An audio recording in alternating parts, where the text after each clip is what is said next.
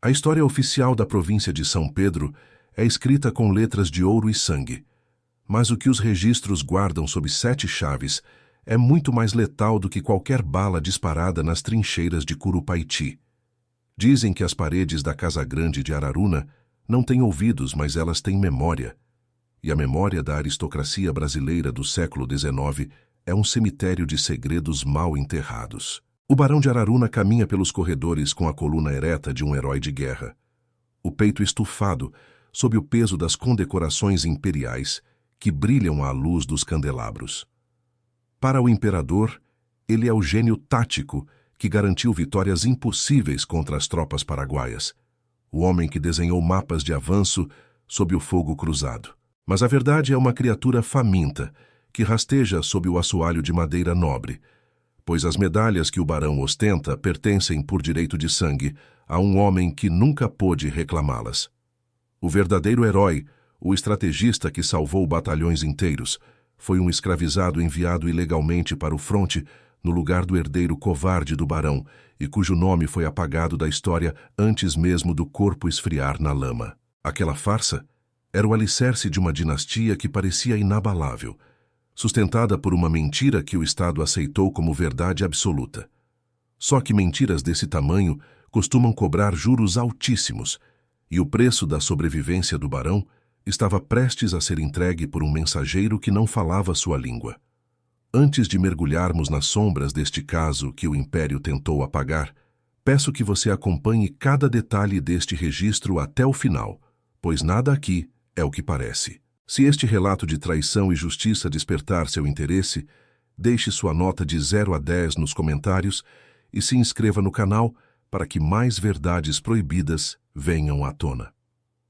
O destino da família Araruna começou a ruir em uma tarde de neblina densa, quando uma carruagem sem brasões conhecidos parou diante do portão principal da fazenda. Um emissário da coroa britânica, vestido com a rigidez de quem carrega o peso de um império sobre os ombros, desceu segurando uma pasta de couro trancada por uma corrente de aço.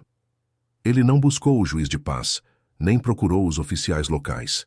Ele exigiu uma audiência privada com o barão, entregando-lhe um envelope selado com um lacre de cera negra. O documento, escrito em um inglês técnico, frio e diplomático, era mais do que uma correspondência. Era a prova documental de uma traição contra a pátria brasileira. O Barão de Araruna, em sua arrogância aristocrática, teria vendido informações críticas sobre rotas de suprimentos militares para bancos londrinos em troca do perdão de dívidas que consumiriam todas as suas terras. Se aquele conteúdo viesse a público, o barão não seria apenas despojado de seus títulos e terras. Ele enfrentaria o fuzilamento sumário por alta traição em solo nacional. Havia, porém, um obstáculo silencioso e irônico que o destino colocara entre o barão e a sua própria sentença de morte. Ele era incapaz de ler uma única palavra do idioma de seus credores. Ele segurava o papel com a força de quem aperta o pescoço de um inimigo, mas os caracteres latinos, dispostos naquela ordem estrangeira, eram para ele um código indecifrável. O homem que comandava centenas de almas e decidia sobre a vida e a morte em seus domínios estava cego e vulnerável diante de uma folha de papel timbrado.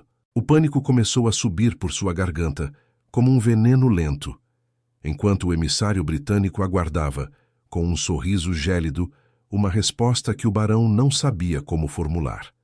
Enquanto isso, no canto mais escuro da biblioteca, escondida entre as sombras das estantes carregadas de livros que o patrão nunca abria, uma figura silenciosa realizava um ato de subversão. Luzia, a mulher que o inventário da fazenda classificava como peça de serviço e o senso comum rotulava como analfabeta, movia o espanador de penas com uma lentidão calculada. Ela não estava limpando o pó. Ela estava caçando informações, seus olhos negros percorrendo as linhas da carta que repousava sobre a escrivaninha de jacarandá.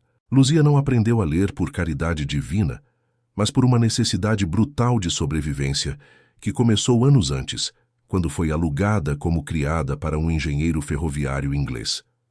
Naquela casa estrangeira, ela foi uma sombra que absorveu cada fonema, cada estrutura gramatical e cada segredo sussurrado em reuniões sobre trilhos e concessões imperiais. Ela aprendeu o idioma dos opressores para entender as correntes que aprendiam. E agora aquele conhecimento era a arma mais poderosa dentro da Casa Grande. Enquanto o barão suava frio, fingindo uma autoridade que se esvaía a cada segundo, Luzia já havia traduzido mentalmente o primeiro parágrafo da ameaça britânica. Ela sabia que o homem que a açoitava com palavras e ordens estava a um passo do cadafalso, e que o segredo contido naquele papel era o seu passaporte para a liberdade ou para uma cova rasa. O silêncio na biblioteca era tão denso que se podia ouvir o ranger das penas de ganso e o estalar da lenha na lareira. Um silêncio que precedia uma tempestade de proporções catastróficas. O barão olhou para o emissário e, em um gesto de desespero mascarado de cortesia, pediu um tempo para analisar os termos técnicos com seus advogados. Era uma mentira desesperada. Ele não confiava em nenhum advogado da província, pois todos eles eram seus credores ou homens que ele mesmo havia humilhado no passado. Ele precisava de alguém que fosse invisível, alguém que não tivesse voz na sociedade e que, se necessário, pudesse ser eliminado sem deixar rastros ou perguntas. Seus olhos, carregados de um cinismo cruel, percorreram a sala e pararam sobre a figura curvada de Luzia, que continuava seu trabalho silencioso junto às estantes.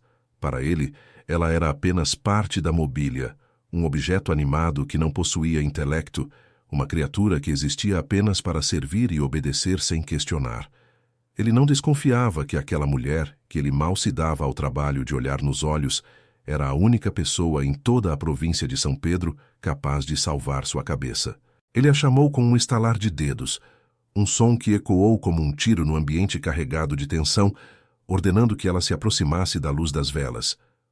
O barão não buscava uma tradutora, ele buscava uma cúmplice involuntária, alguém que ele pudesse usar para ler o que sua própria ignorância o impedia de compreender.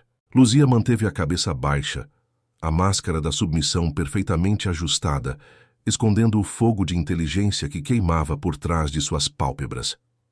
"Diga-me, rapariga", começou o barão com a voz rouca de quem está prestes a perder tudo. "Você passou anos na casa do inglês da ferrovia. Você entende o que eles falam?" A pergunta era uma armadilha, mas também era o início de uma negociação perigosa que mudaria o curso da história daquela fazenda e do próprio império.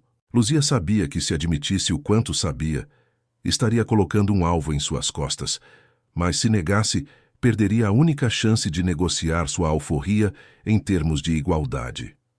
Ela olhou para o papel, fingindo dificuldade, deixando o tempo passar, enquanto o coração do barão martelava contra as costelas, audível no silêncio da sala. Cada palavra traduzida mentalmente por ela era um prego no caixão da reputação do Araruna. Fraude, suborno, traição, dívida não paga, execução de garantias. O documento britânico era um ultimato. Ou o barão entregava as provas que incriminavam outros oficiais do governo, ou ele seria o primeiro a cair no expurgo que Londres exigia. O barão percebeu que a mulher diante dele não estava apenas olhando para as letras. Ela estava processando o destino dele em cada movimento de seus olhos. A tensão entre o nobre e a escravizada tornou-se um rastilho de pólvora, uma inversão de poder onde o mestre dependia desesperadamente da inteligência daquela que ele desprezava. Ele agarrou o braço dela com força, os dedos cravando na pele, e sussurrou uma promessa que soava como uma ameaça. "Traduza isso para mim e eu lhe dou o que você mais quer." Mas Luzia conhecia a natureza dos homens como ele. Ela sabia que a promessa de um barão era tão volátil quanto a fumaça de um charuto caro e que ele a mataria assim que o perigo passasse.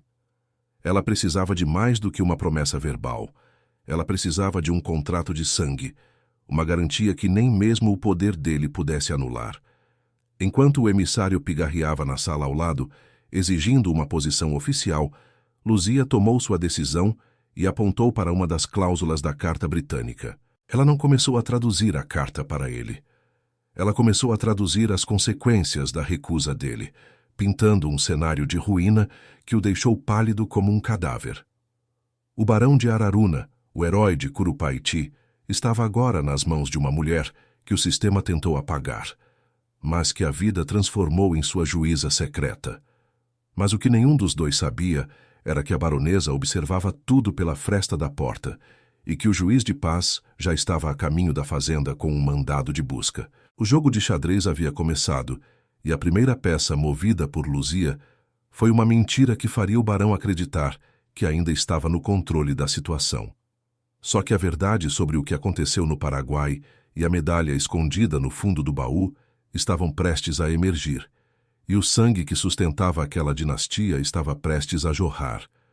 O barão achava que estava comprando uma tradução, mas ele acabara de assinar a sua própria sentença em um idioma que nunca conseguiria entender. Porque naquela biblioteca, entre o pó e o silêncio, o Império começava a descobrir que uma carta pode valer mais que uma vida, especialmente quando quem a lê tem motivos para querer vingança. E o barão de Araruna não tinha ideia de que Luzia já sabia de algo que ele tentou enterrar com o irmão dela nos campos de batalha. A prova de que ele nunca foi um herói. O perigo estava apenas começando, e a próxima carta a chegar na fazenda não viria de Londres, mas de um passado que ele jurava ter matado. Mas o que a baronesa faria ao descobrir que o marido confiava mais na escrava do que nela mesma? A noite na fazenda Araruna nunca foi de descanso, mas sim de vigilância silenciosa, onde o som dos grilos era frequentemente interrompido pelo estalar da madeira velha. O barão de Araruna sentia o suor frio escorrer por suas costas, ensopando a camisa de linho finíssimo, enquanto o peso daquela carta britânica parecia dobrar o carvalho da escrivaninha. Ele não temia apenas a coroa inglesa, ele temia o homem que acabara de cruzar o seu portão. O juiz de paz local, um credor cujos olhos brilhavam com a cobiça de quem quer herdar um império. O juiz de paz não era apenas um magistrado. Ele era uma raposa política que sabia que a fortuna do barão estava por um fio, sustentada apenas pela farsa da glória militar. Se ele descobrisse que o herói de Curupaiti estava sob chantagem estrangeira, a intervenção seria imediata, e as terras de Araruna mudariam de mãos antes do amanhecer. Mas o perigo dentro de casa era ainda mais cortante, personificado no olhar gélido da baronesa, que observava a proximidade incomum entre seu marido e a escravizada. Para a aristocracia, uma escravizada dentro da biblioteca era um insulto. Uma escravizada sussurrando ao ouvido do senhor era um escândalo capaz de destruir uma linhagem.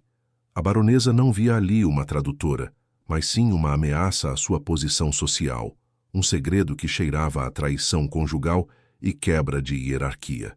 Ela não sabia que o que estava em jogo não era o seu casamento, mas a própria sobrevivência física de todos naquela casa grande. Dentro da sala, o ar estava viciado pelo cheiro de pólvora e papel velho, enquanto Luzia mantinha a postura rígida, ignorando o tremor nas mãos do barão. "Traduza a próxima linha", ordenou ele, a voz falhando como a de um condenado, enquanto apontava para o selo da Marinha Britânica no rodapé da página. Luzia aproximou-se, o calor da vela iluminando seu rosto marcado pelo cansaço, mas seus olhos permaneciam fixos nas letras que selariam o destino de seu mestre. Ela leu sobre as rotas de suprimentos que o barão vendeu, sobre os soldados brasileiros que morreram de fome e sede, porque o ouro britânico falou mais alto que o dever. Cada palavra que ela traduzia era uma facada na consciência que o barão fingia não ter, revelando que a sua estratégia brilhante era, na verdade, um mercado de vidas humanas. Luzia sentia o gosto amargo da ironia. O homem que a mantinha em correntes era o mesmo que havia vendido a alma para o estrangeiro. O pânico dele era a força dela.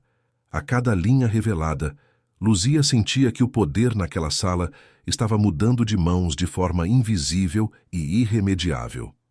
"Eles querem os nomes, patrão", mentiu ela, inserindo um veneno na tradução para testar até onde a covardia dele chegaria para se salvar. Ela percebeu que o barão estava disposto a sacrificar qualquer um, desde seus aliados políticos até sua própria família, para não ser enforcado em praça pública. Mas a tensão não era apenas política, era sensorial física, uma proximidade vigiada, onde qualquer toque acidental poderia ser interpretado como a prova definitiva de um crime social. Luzia sabia que o juiz de paz estava na sala de visitas, tomando um café amargo e aguardando um deslize, uma hesitação, um documento que caísse fora do lugar. Se o juiz entrasse ali e visse Luzia com a carta britânica em mãos, a execução de ambos seria apenas uma questão de tempo e de papel timbrado. O som da bengala batendo no assoalho era como uma contagem regressiva, um lembrete constante de que o tempo da farsa estava chegando ao fim. O barão olhou para Luzia com um misto de ódio e dependência, uma expressão que ela nunca esqueceria, o olhar de um predador que descobriu ser a presa. "Eu vou assinar a sua alforria", prometeu ele, a voz baixa e trêmula. "Mas você precisa esconder esse papel onde ninguém, nem mesmo o diabo, possa encontrar." Luzia viu a promessa ser escrita no papel, o selo do cartório imperial brilhando sob a luz da vela, a liberdade que ela buscou por décadas finalmente ao alcance da mão. Mas, enquanto ele escrevia, ela notou algo estranho na gaveta entreaberta da escrivaninha, um documento que não deveria estar ali. Era uma ordem de venda, datada para a semana seguinte, com o nome dela escrito em letras garrafais e um traço vermelho cruzando cada letra de seu registro. O golpe de ar frio que atingiu seu estômago foi mais doloroso do que qualquer chicotada que já havia recebido na vida. O barão nunca pretendeu cumprir a promessa. A alforria era apenas uma isca para garantir que ela terminasse a tradução e limpasse o rastro de sua traição. Assim que a última palavra fosse dita e o último documento inglês fosse queimado, Luzia seria despachada para um mercado de escravos no porto, ou pior, silenciada para sempre.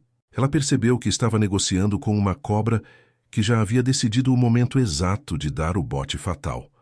O romance de risco que o sistema suspeitava não passava de uma cortina de fumaça para uma execução sumária, planejada nos mínimos detalhes. Luzia respirou fundo, sentindo o cheiro da traição impregnar o ambiente, e decidiu que, se o barão queria um jogo de sombras, ela o levaria para a escuridão total. Ela não entregaria a tradução completa. Ela começaria a sabotar os termos, criando uma armadilha jurídica que o barão, em sua ignorância linguística, assinaria como se fosse sua salvação. Enquanto isso, na sala ao lado, a baronesa confrontava o juiz de paz, sugerindo que o barão estava escondendo algo muito valioso naquela biblioteca trancada. "Meu marido não é mais o mesmo desde que voltou da guerra", sussurrou a baronesa. "Ele guarda papéis que não me deixa ver e confia em quem não deveria ter voz."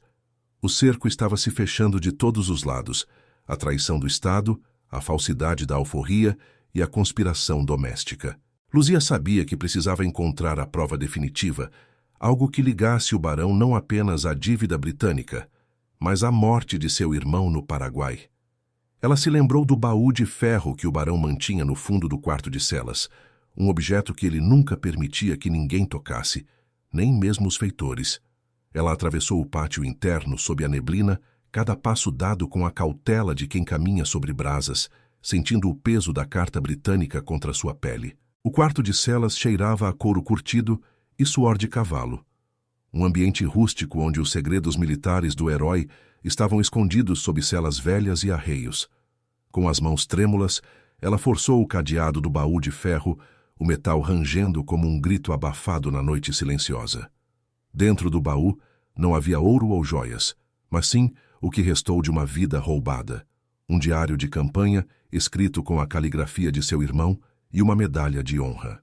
Mas o que mais chocou Luzia foi um mapa detalhado, onde o barão havia desenhado a rota de fuga para si mesmo, enquanto ordenava que o batalhão de negros avançasse para a morte certa. O gênio de Araruna não apenas roubou a glória, ele planejou o massacre daqueles que o serviam para encobrir seus próprios erros táticos.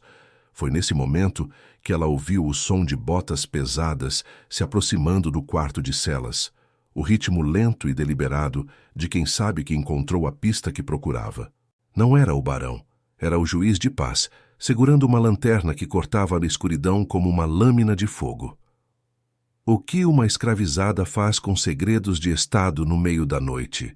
perguntou o juiz, sua voz carregada de uma satisfação maligna. Luzia estava encurralada entre dois monstros, o barão que queria vendê-la e o juiz que queria usar aqueles documentos para destruir o barão e tomar tudo para si. Se ela entregasse os papéis, o barão morreria, mas ela continuaria sendo uma peça de troca nas mãos de um homem ainda mais ambicioso e cruel. Sua mente trabalhou rápido, processando o fato de que a alforria que o barão assinou ainda estava sobre a mesa da biblioteca, esperando por um selo que ele não pretendia colocar. Luzia olhou para o juiz e disse algo que o fez parar no lugar, algo que ele nunca esperaria ouvir de uma mulher na posição dela. "O senhor quer a terra ou quer a verdade?" perguntou ela, sua voz firme apesar do perigo iminente. "Porque a verdade que está aqui pode derrubar o barão, mas a verdade que eu tenho na mão pode derrubar o império." O juiz hesitou, a ganância lutando contra a curiosidade, enquanto o som de um tiro ecoava vindo da casa grande, quebrando o silêncio da fazenda. O que teria acontecido na biblioteca? Teria o barão descoberto o sumiço da carta ou a baronesa teria tomado uma atitude drástica contra o marido? Luzia percebeu que o tempo das negociações silenciosas havia acabado e que a guerra que começou nas trincheiras do Paraguai estava prestes a terminar em sangue ali mesmo. Mas se você quer saber quem puxou o gatilho e qual o segredo final que Luzia escondia em seu próprio dialeto, continue acompanhando este relato. O destino de Araruna estava selado, mas quem sobreviveria para contar a história oficial? O som do tiro não foi apenas um ruído, foi o grito de colapso de uma dinastia que se acreditava intocável. Luzia parou no meio do pátio, o diário do irmão apertado contra o peito, sentindo o cheiro de enxofre viajar pelo ar úmido da noite. O juiz de paz, que a observava com a avidez de um abutre, deu um passo à frente, a lanterna oscilando em sua mão trêmula. "Aquele tiro foi o fim do seu mestre, rapariga", sussurrou o juiz, a voz carregada de uma satisfação cruel que denunciava seus próprios planos. Ele não queria a justiça. Ele queria o vácuo de poder que a queda do barão deixaria para ser preenchido por sua própria ambição. Luzia desvencilhou-se dele com um movimento brusco, percebendo que agora estava presa entre dois lobos que disputavam os restos de uma carcaça. Ao entrar na biblioteca, o cenário era de um pesadelo aristocrático. O barão segurava a pistola fumegante, o rosto transfigurado pelo terror. O emissário britânico estava caído perto da estante de carvalho, a mão pressionando um ferimento no ombro, enquanto a carta de traição jazia aberta no chão. O barão de Araruna, o homem que comandou exércitos, agora parecia uma criança acuada diante do monstro que ele mesmo alimentou com mentiras. "Ela me enganou", gritou o barão ao ver Luzia, apontando o cano da arma para a mulher que era sua única salvação. Ele percebera tarde demais que o tom das palavras que ela traduzia não condizia com a fúria que emanava do emissário ferido. A arrogância do nobre havia sido sua própria cegueira, impedindo-o de ver que a inteligência de Luzia era uma lâmina silenciosa cortando sua garganta. A tensão na sala era física, um peso que dificultava a respiração, enquanto a baronesa aparecia na porta com um olhar que misturava desprezo e triunfo. "Você confiou segredos de Estado a uma peça de inventário", disse a baronesa, sua voz fria como o mármore das estátuas do jardim. A esposa não buscava salvar o marido. Ela buscava o controle dos bens da família antes que o Estado os confiscasse por alta traição. Luzia sentia o peso do diário do irmão sob suas vestes, a prova física de que o barão era um assassino de sua própria gente. Naquele momento, o romance forçado pela necessidade de sobrevivência transformou-se na evidência definitiva de um crime de subversão social. Se alguém descobrisse que o barão confessou seus crimes a uma escravizada, a execução por enforcamento seria o destino de ambos, sem direito a julgamento. "A ordem foi dada", anunciou o juiz, mostrando um documento com o selo da guarnição militar que já cercava os limites da fazenda. O barão caiu de joelhos, a pistola caindo de suas mãos sem força, percebendo que o cerco não era apenas físico, mas histórico. A farsa do herói de guerra estava prestes a ser desmantelada diante de toda a província de São Pedro. Luzia, porém, não era uma espectadora passiva. Ela era a arquiteta de uma vingança que o barão ainda não conseguia compreender totalmente. Enquanto ele chorava sua queda, ela se aproximou da escrivaninha e pegou a ordem de venda que vira anteriormente, o papel onde seu nome estava riscado. Ela percebeu que o risco vermelho não era uma anulação da venda, mas uma marca de execução. O barão pretendia matá-la assim que o juiz partisse. O ódio que ela sentia era uma chama fria, uma clareza mental que a permitiu ver a saída no meio daquele labirinto de traições. Ela não traduzira apenas os termos da dívida britânica, ela inserira cláusulas de transferência de fundos para contas que o barão nem sabia que existiam. Usando o nome de seu irmão morto, ela havia desviado a última reserva de ouro do barão para garantir a fuga daqueles que ele mantinha em correntes. A escrava analfabeta havia se tornado a contadora secreta da própria ruína de Araruna, manipulando cada vírgula daquela correspondência diplomática. O barão olhou para ela, buscando uma última mentira que pudesse salvá-lo, mas encontrou apenas o reflexo de sua própria mediocridade. "Por que você fez isso?" perguntou ele, a voz sumindo, enquanto o som de cavalos e trombetas militares se aproximava do pátio principal. A medalha brilhou sob a luz das velas, um objeto que carregava a alma de um homem que morreu para que o filho do barão pudesse viver no luxo. O silêncio que se seguiu foi ensurdecedor, quebrado apenas pelo som das botas dos soldados marchando sobre o assoalho da varanda. O barão reconheceu o objeto. Ele reconheceu o sangue que manchava a fita de seda da condecoração que ele mesmo havia roubado. "Este ouro pertence a quem sangrou por ele", disse Luzia, a primeira vez que sua voz soou sem o tom de submissão que o sistema exigia. O juiz de paz sorriu, preparando-se para tomar a carta e selar o destino do barão, acreditando que ele seria o novo senhor daquelas terras. Mas Luzia já havia substituído o documento original por uma confissão detalhada, escrita em português, que implicava o próprio juiz no esquema de corrupção. A traição era uma teia que Luzia teceu com a paciência de quem esperou uma vida inteira por aquele único momento de justiça. O barão, a baronesa e o juiz estavam agora amarrados pelo mesmo fio de mentiras, e a guarnição militar estava batendo à porta.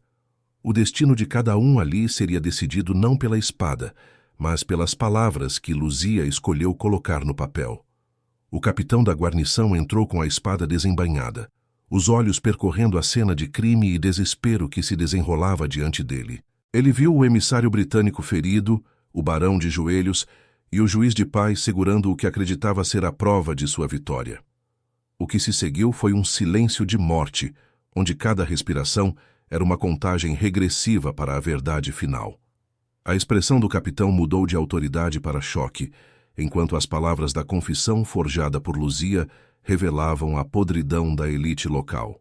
Luzia recuou para as sombras da estante, observando como os pilares daquela sociedade começavam a rachar sob o peso de seus próprios segredos. Mas ela ainda não estava livre. O documento de sua alforria estava nas mãos do barão, e ele estava prestes a rasgá-lo em um último ato de maldade. Seria Luzia capaz de recuperar seu passaporte para a liberdade antes que o barão o transformasse em cinzas diante dos soldados? Ou será que a justiça que ela buscou terminaria com ela sendo levada junto com os culpados para as masmorras do império? A resposta estava escondida em um último segredo que o barão guardava no bolso do seu colete de seda. O clímax da queda da casa de Araruna estava prestes a ser escrito com o sangue de quem nunca deveria ter tido voz.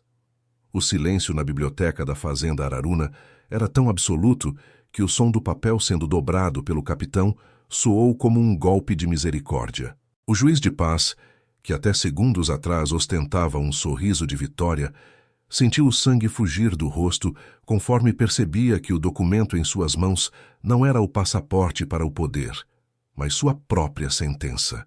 Luzia permanecia nas sombras, observando o colapso de um sistema que a tratava como objeto, enquanto a inteligência que ela cultivou em silêncio destruía seus opressores um por um. "O senhor está preso por conspiração e alta traição contra a coroa imperial", declarou o capitão. E o som das algemas de ferro se fechando no pulso do juiz ecoou como justiça tardia. O barão de Araruna, ainda de joelhos, tentou um último movimento desesperado. Ele agarrou o papel da alforria de Luzia e o aproximou da chama da vela sobre a mesa. Ele queria queimar a única prova de que aquela mulher era livre, um ato de maldade pura de quem prefere ver o mundo arder a perder o controle sobre uma vida humana. Foi então que Luzia agiu, não com força física, mas com a autoridade de quem detinha a verdade que o Império tentava esconder. Ela não apenas tomou o papel das mãos trêmulas do barão, mas retirou do colete dele, em um movimento rápido, o anel de sinete da família Araruna. Aquele anel não era apenas uma joia, era o selo oficial que validava qualquer documento da província, a ferramenta que transformava um pedaço de papel em lei incontestável. Diante dos olhos atônitos do capitão e da baronesa, a mulher que todos julgavam analfabeta começou a assinar e selar uma pilha de documentos com uma caligrafia perfeita. Ela não estava assinando apenas sua liberdade. Ela estava validando a alforria de outros 17 escravizados que o barão mantinha sob regime de tortura e medo. Eu não sou apenas uma testemunha, capitão, disse Luzia, sua voz ecoando com a força de séculos de resistência. Eu sou a prova de que este homem roubou a glória de quem realmente lutou. Ela revelou ao capitão o diário de campanha de seu irmão, detalhando como o barão fugiu do campo de batalha, enquanto os soldados negros eram usados como bucha de canhão. A fraude militar era tão vasta e tão bem documentada que o oficial da guarnição não teve outra escolha a não ser ordenar a prisão imediata do herói de Araruna. A baronesa, vendo o império de sua família ruir, tentou intervir, mas foi silenciada pelo olhar gélido de Luzia, que agora detinha os papéis que provavam as dívidas impagáveis da fazenda. O castelo de cartas da aristocracia de São Pedro desmoronava sob o peso de uma única mulher que aprendeu a ler no silêncio da opressão. Luzia não buscou o perdão. Ela buscou o acerto de contas, utilizando a própria burocracia do sistema para desmantelar a estrutura que aprendia. Enquanto o barão era jogado na mesma carruagem que o juiz, a fazenda Araruna deixava de ser um símbolo de poder para se tornar um monumento à desonra. A madrugada trazia um ar novo, carregado com o cheiro da terra molhada e a promessa de um destino que eles mesmos escreveriam a partir de agora. Luzia sabia que o Império tentaria abafar o escândalo, que os livros de história poderiam ignorar seu nome, mas as marcas de suas ações estavam gravadas no selo real. Ela caminhou até o quarto de celas uma última vez, recolheu o que restava das lembranças de seu irmão e partiu em direção à estrada que levava ao porto. Ela carregava consigo o anel de sinete do barão, não como um troféu, mas como a prova de que a inteligência foi a única força capaz de dobrar o ferro das correntes.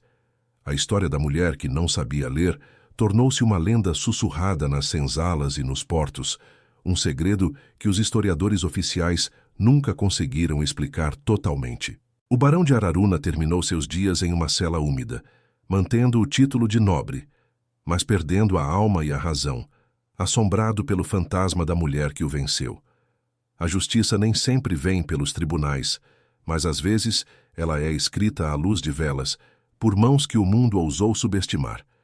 Este caso, escondido por décadas nos porões da província de São Pedro, nos lembra que o conhecimento é a arma mais perigosa contra a tirania.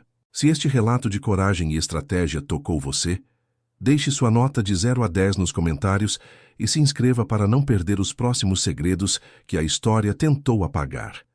Luzia desapareceu na névoa, mas sua marca no Império permaneceu como uma cicatriz que nenhum historiador conseguiu apagar. A liberdade não foi um presente do barão, mas uma conquista arrancada de suas mãos através da única coisa que ele nunca pôde possuir, a mente de Luzia. O sol agora iluminava um novo Brasil, onde uma mulher, contra todas as probabilidades, provou que a verdade é a única alforria que ninguém pode revogar. A história do barão e da tradutora termina aqui, mas o eco de sua vitória ainda ressoa em cada página rasurada da nossa história oficial.